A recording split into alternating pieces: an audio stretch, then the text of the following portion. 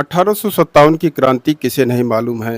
यह देश का प्रथम स्वतंत्रता संग्राम माना जाता है और उसकी शुरुआत करने वाला कोई और नहीं बल्कि मंगल पांडे कहा जाता है, जो 10 मई 1857 को इसने बिगुल बजा दिया था और मंगल पांडे को आज़ादी का अगुआ कहा जाता है। परंतु क्या मंगल पांडे आज़ादी का अगुआ था? क्या उसे स्वतंत्रता सेनानी माना जा सकता है? आइए जानते हैं। मंगल पांडे वास्तव में अंग्रेज़ सेना में शामिल था और अंग्रेज़ सेना में शामिल होकर क्या कर रहा था? वह भारतीयों को ही मारने के लिए ही अंग्रेज़ सेना में शामिल था, यानी कि गुलामी को बढ़ाने वाला काम ही कर रहा था। फिर उसे स्वतंत्रता सेनानी कहा जा सकता है।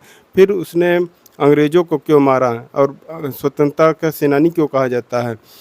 दरअसल कहानी यह है कि एक भंगी उसके पास आया और उससे पानी मांगा, तो उसने कहा चल भाग यहाँ से, मैं ब्राह्मण हूँ और तू भंगी है, तुझे पानी पिलाएंगे तो मेरा धर्म भ्रष्ट हो जाएगा। तो उस भंगी ने बताया, जो कि अंग्रेजी सेना में ही काम करता था, कारतूसों को बनाया करता था, उसने बताया कि जब तुम गाय और सूअर लगी चर्बी को अपने दांतों से खींचते हो तब तुम्हारा धर्म भ्रष्ट नहीं होता, मुझे पानी पिलाते समय तुम्हारा धर्म भ्रष्ट होता है। उसका खून खौल उठा और उसने कहा ऐसी बात है।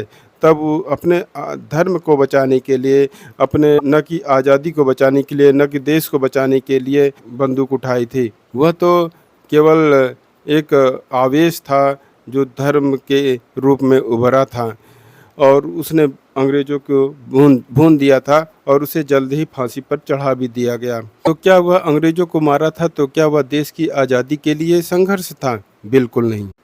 दूसरी बात यह है कि जिस तरह से उसने पहले ही विद्रोह कर दिया और विद्रोह की जो योजना बन रही थी 31 मई 1857 से बिगुल बजाने की, वह पहले से ही फूट पड़ी और लोग उद्वेलित हो गए, क्योंकि वह उनके में आक्रोश फैल गया था। और देश की आज़ादी की शुरुआत अगर सही समय पे होती, सही लक्ष्यों के साथ होती, पूरी तैयारी के साथ होती, तो निश्चित रूप से अंग्रेज भाग खड़े होते, किंतु उसने पहले ही विद्रोह को भड़काकर से उसने गलत ही किया था।